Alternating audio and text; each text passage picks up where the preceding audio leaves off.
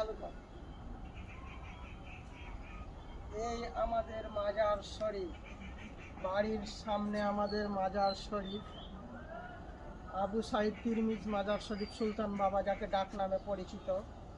আজ থেকে 300 বছর আগে আমাদের এই দীর্ঘ এই উটের গাছটি একইভাবে ক্ষতবিক্ষতভাবে দাঁড়িয়ে রয়েছে, কোনো জায়গায় ক্ষত হয়নি তা। এটা আর কান, এটা আর চোখ, গাছের ভিতরটা পুরো ফাঁকা। পৃথিবীর কোথাও এই গাছ তুমি দেখতে পাবে না, গাছের ভিতর পুরোটাই ফাঁকা।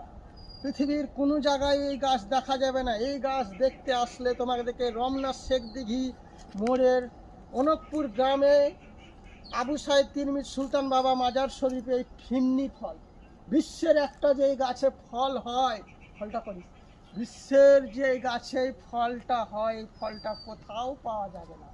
এই ফল না কিনতে পাবে, না কোথাও দেখতে পাবে।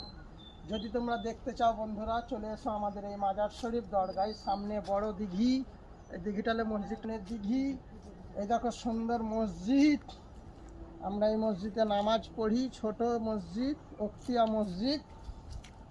এই পাহাড়ে জঙ্গল, কত লেবু গাছ, সুন্দর খুশবু প্রাণে ভরা, আমাদের হৃদয়ের সঙ্গে লেগে আছে আমাদের এই গাছ। ফুল ফুল নিয়ে আমরা বেঁচে থাকি এই পৃথিবীতে। এই মাজার শরীফটালে সুলতান বাবা দরগাটা, এই তো কত সুন্দর সুলতান বাবা। এই সিঁড়ি অব্দি যেন দরগাটা দেখায়নি, টেনে নিয়ে চলে যায়নি, ওখানে বন্ধ করে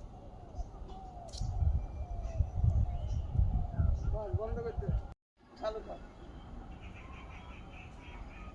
এই আমাদের মাজার শরীফ, বাড়ির সামনে আমাদের মাজার শরীফ, আবু সাইদ তিরমিজ মাজার শরীফ সুলতান বাবা, যাকে ডাক নামে পরিচিত। আজ থেকে 300 বছর আগে আমাদের এই দীর্ঘ এই উটের গাছটি একইভাবে ক্ষতবিক্ষতভাবে দাঁড়িয়ে রয়েছে, কোনো জায়গায় ক্ষত হয়নি তা। এটা আর কান, এটা আর চোখ, গাছের ভিতরটা পুরো ফাঁকা। পৃথিবীর কোথাও এই গাছ তুমি দেখতে পাবে না, গাছের ভিতর পুরোটাই ফাঁকা। পৃথিবীর কোনো জায়গায় এই গাছ দেখা যাবে না। এই গাছ দেখতে আসলে তোমাদেরকে রমনা শেখ দিঘি মোড়ের অনকপুর গ্রামে আবু সাইদ তিরমিজ সুলতান বাবা মাজার শরীফে এই ফিন্নি ফল, বিশ্বের একটা যে এই গাছে ফল হয়, ফলটা করি, বিশ্বের যে এই গাছে ফলটা হয়, এই ফলটা কোথাও পাওয়া যাবে না। এই ফল না কিনতে পাবে, না কোথাও দেখতে পাবে। যদি তোমরা দেখতে চাও বন্ধুরা, চলে এসো আমাদের এই মাজার শরীফ দরগায়। সামনে বড় দিঘি, এই দিঘিটালে মসজিদের দিঘি।